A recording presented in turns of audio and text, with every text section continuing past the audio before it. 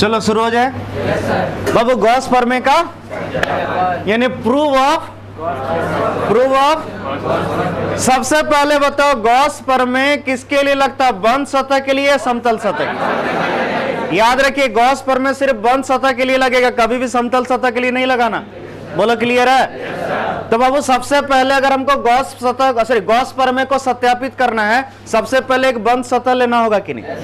तो चलो मान लिए कि हम जो है एक बंद सतह ले रहे हैं। क्या ले रहे हैं? देखो ये एक बंद सतह लिए, बोला है ये बंद सतह जो ये गोलाकार है, कैसा है? वृत्त नहीं, ये गोला है। कैसा है? फुटबॉल जैसा मान लो। क्लियर है? ये बंद सतह है। अच्छा बाबू इस बंद सतह के अंदर जो आवेश है मान लो कितना है? क्यों है? जो इसके केंद्र पर रखा है गोला का, इस गोला का जो त्रिज्या है वो कितना है? कितना है? अच्छा एक चीज हम पूछेंगे, ये आवेश है तो बताओ इस जगह विद्युत क्षेत्र का दिशा किधर होगा? इस आवेश के कारण इस जगह विद्युत क्षेत्र का दिशा याद करो, धनावेश से दूर, कुछ नहीं धनावेश है जी, तो उससे दूर यानी इधर ना होगा। तो बोलो ये कौन वेक्टर? अच्छा बताओ इस सतह का अगर हम क्षेत्रफल सदिश लें, कौन सदिश? बंद सतह, क्या पूरे का लेंगे छोटे से भाग का? तो चलो हम इतना छोटा भाग का सिर्फ ले रहे हैं, तो बताओ इसका क्षेत्रफल सदिश इधर न होगा? ए वेक्टर या डी ए वेक्टर? कंफर्म? बोलना जी। अब मेरा क्वेश्चन ये है कि बताओ ई और डी ए के बीच कितना कौन है? देख रहे हो कि नहीं? जिधर ई है उधर तो दोनों के बीच कितना कौन हुआ? बोलो क्लियर है? फिगर तैयार हो गया। फिगर मेरे ख्याल से सबसे मुश्किल फिगर यही था कि नहीं? बोलो था? माना कि वैसे हम लिखे, माना कि हम नहीं भी लिखोगे कोई दिक्कत? बोलो क्यों? इसको प्रूव करने के मात्र 3 नंबर ही देता है। कितना? टोटल 5 नंबर में क्वेश्चन पूछता है, और 5 नंबर में तो 2 नंबर सिर्फ किसका देता है? इसका। अब जब 2 नंबर इसका दिया तो बताओ इसका कितना दे रहा है? तो माना कि लिखने की कोई जरूरत, लेकिन लिख दोगे तो भी कोई दिक्कत। समझ में आया? तो बोलिएगा सर तुम काहे लिखा है? तो हम इसलिए लिखा है, इसके पीछे रीजन क्या है? मान लो कभी गलती से एग्जामिनर का मन चेंज हो गया और खाली प्रूव करने के लिए 5 नंबर दे दे तो तब तो लिखना पड़ेगा। समझ में आया? और यहां पर इस सतह पर क्या मान है? बिंदु P। चलो आप पढ़ो पूरा।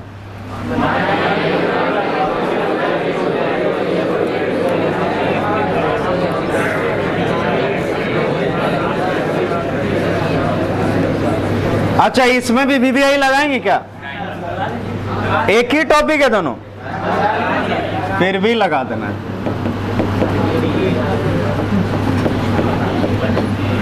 खुश? चलो माना कि पढ़ लिया, इसमें कोई डाउट है क्या? अब प्रूव करें? कंफर्म? देखो कितना आसान है प्रूव करने का तरीका, सुनना ध्यान से। बाबू गॉस प्रमेय बताओ कौन सतह का फ्लक्स बताता है? तो बंद सतह का फ्लक्स एक्चुअली हम लोग तो ये पढ़े थे, याद करो, EDA cos थीटा। लेकिन गॉस का कहना था नहीं, Q × 1/ε0 होगा, यही नहीं बोला था? तो हमको प्रूव करना, समझ गया होगा, हम लोग शुरू यहां से करेंगे और यहां से अगर यहां पहुंच जाएंगे तब इसका मतलब सही है। बोलो क्लियर है? तो हम लोग शुरू यहां से करेंगे और पहुंचना यहां तक है। चलो तैयार हो? देखो कितना आसान, एकदम आसान लगेगा प्रूव करने में, सच बोल रहे हैं, सबका ध्यान यहां होना चाहिए और बहुत इंपॉर्टेंट, इसलिए प्लीज देखना। अब बंद सतह, बंद का विद्युत फ्लक्स, बंद सतह का विद्युत फ्लक्स। तो बोलिए बंद सतह का विद्युत फ्लक्स यानी फाई बराबर क्या होता है? Integration E dA cos theta. अब मेरा क्वेश्चन ये है कि बाबू यहाँ E और dA वेक्टर के बीच कितना कौन? 0 डिग्री है। तो लिखेंगे यहाँ E वेक्टर तथा dA वेक्टर के मध्य कोण कितना है? 0 डिग्री है। तो चलो रखो, फाई बराबर इंटीग्रेशन E dA cos कितना? cos 0 डिग्री, cos 0 की वैल्यू। तो बोलिए फाई बराबर इंटीग्रेशन E dA cos 0 की वैल्यू 1। क्या सही है? अच्छा 1 इंटू इतना करेंगे कितना? उतने। तो फाइव बराबर ई कांस्टेंट बाहर निकालने, तो बाबू ई बाहर तो इंटीग्रेशन सिर्फ किसका, डी ए इंटू 1 करेंगे डी ए। क्या यहां तक सबको समझ में आया? कंफर्म? अब जरा ध्यान से देखना, परंतु क्या बाबू इंटीग्रेशन अगर हम करें किसका, डीए का, किसका याद करो, कभी शिकायत इंटीग्रेशन डीएल का करते थे एल, इंटीग्रेशन डीएक्स का करते थे तो बोलो डीए का इंटीग्रेशन ए होगा। ए मतलब क्या, क्षेत्रफल। ए मतलब क्षेत्रफल किसका, बंद सतह का। क्षेत्रफल किसका? अच्छा बताओ, यहां जो बंद सतह हम लिए वो कैसा लिए, गोलाकार, वृत्ताकार नहीं, गोलाकार। और गोला का क्षेत्रफल कितना होता है?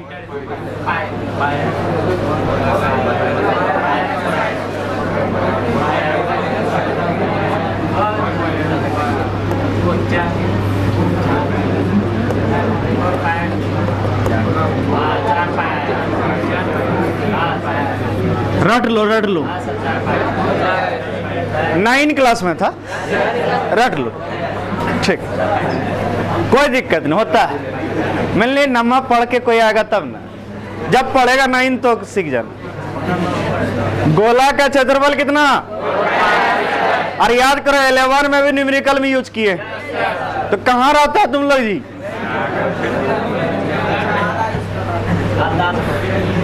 और सोचो जरा सा, कितना लाज शर्म वाला बात है, तुम लोग साइंस ऊपर से मैथ पढ़ रहे हो, भी 12 में हो। गलती से इमेजिन करो कोई गांव में कोई बच्चा आ जाए, भैया ईट जरा क्वेश्चन मैथ में बता दीजिएगा, क्या बोलेगा? ये सब छोटा मोटे क्वेश्चन हम नहीं बताते। अरे बेसिक चीज का कमी है आप लोग में, सुधारिए ये सब चीज। बोलो गोला का क्षेत्रफल कितना, 4 पाई।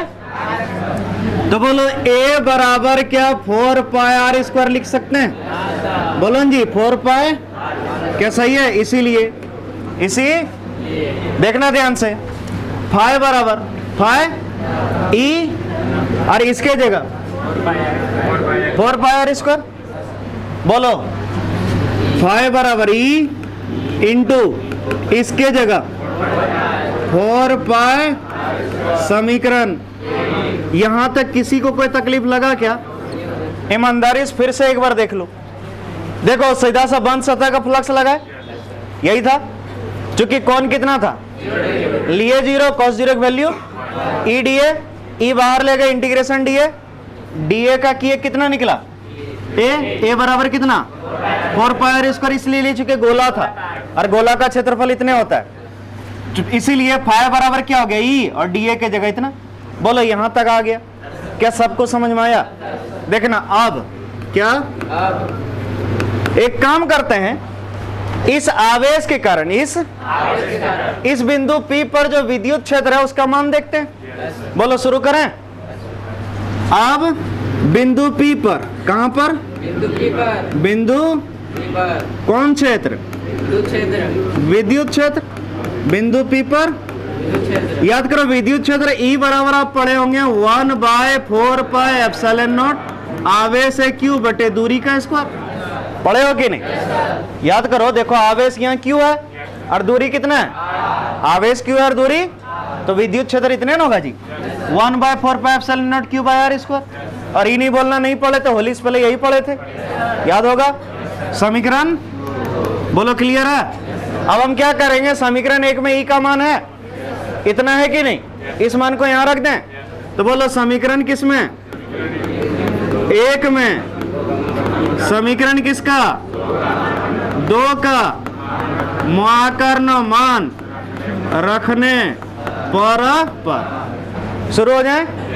बोलो फाइ बराबर कितना, ई है, ई का वैल्यू बोलिए 1/4 pi epsilon naught Q by, सही है, इंटू बोलिए कितना, 4 पाई आर स्क्वायर। अभी ई का मान रखे, इंटू क्या, 4 पाई, 4 पाई 4 पाई गया, आर स्क्वायर से आर स्क्वायर गया, तो फाइ बराबर देखो क्या बचा, Q बाय,